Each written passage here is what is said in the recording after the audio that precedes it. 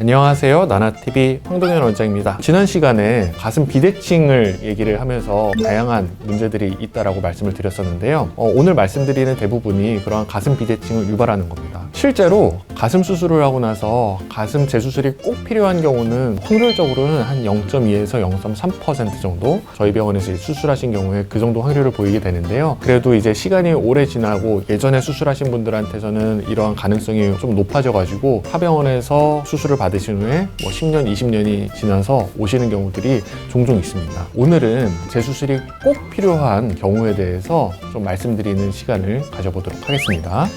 가장 많이 알려진 부작용은 아마 구형구축일 텐데요. 많은 분들이 이제 가슴 성형을 고민하시면 구형구축에 대해서 나도 이런 부작용이 오면 어쩌지? 이런 걱정을 저한테 실제로도 많이 말씀하시는데요. 실제로 구형구축이 일어나는 경우는 거의 없습니다. 그래서 저를 찾아오시는 분들도 거의 없고요. 구형구축은 말 그대로 몸 안에 들어온 보형물을 둘러싼 피막이 구형으로 가슴 모양이 바뀌면서 단단해지는 겁니다. 그리고 이러한 경우는 보형물의 교체와 함께 단단해진 피막을 전체적으로 제거하는 수술이 반드시 필요합니다. 하지만 너무 걱정하실 건 없는데 실질적으로 발생하는 확률은 굉장히 드물다는 거, 물론 숙련도가 높은 의사 선생님한테 받았을 때 한해서입니다. 두 번째는 이제 보형물 파손 파열입니다. 예전에 사용하던 보형물의 그 파손 파열률은 조금 높습니다. 보형물의 그 내구성은 예전에 사용하던 것과 지금 사용하는 것에 차이가 있을 수밖에 없기 때문이죠. 예전 보형물은 보형물 외피의 그 내구성이라든지 인장도가 좀 떨어지고 보형물의 접힘을 일부러 유도하는 그런 성질을 갖고 있었기 때문에 그 접힘 부분에서 보형물 파손이 일어나는 경우가 종종 있습니다. 그래서 이런 경우가 만약에 발생한다면 보형물을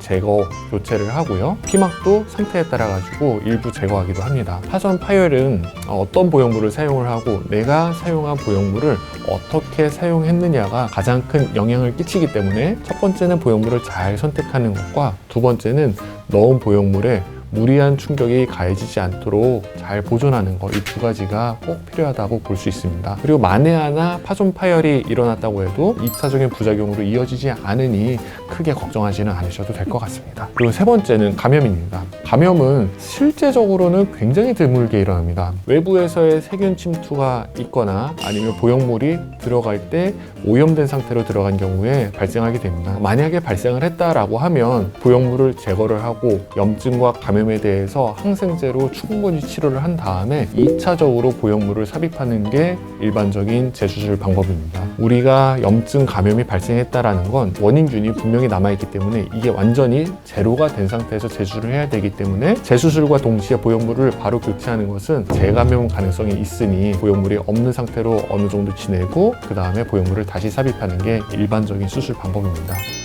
지금 말씀드린 구형구축, 보형물 파손, 감염 이 세 가지가 우리가 일반적으로 반드시 재수술이 필요한 경우다라고 볼 수 있고요. 이 외에도 재수술을 필요하는 경우가 간혹 있을 수는 있지만 이 외에는 사실 보형물을 반드시 재수술을 해야 되는 실내는 거의 없으니 이 세 가지 정도는 기억을 하시고 만약에 수술을 하실 계획이 있으신 분들이라면 보형물 선택과 충분히 숙련된 의사 선생님인지 잘 확인하고 결정하시길 당부드리겠습니다. 그래서 오늘 영상 혹시 도움이 되셨다면 구독, 좋아요 꼭 눌러주시고 궁금하신 분들은 댓글에 질문 남겨주시면 하나하나 제가 정성스럽게 답변 드리도록 하겠습니다.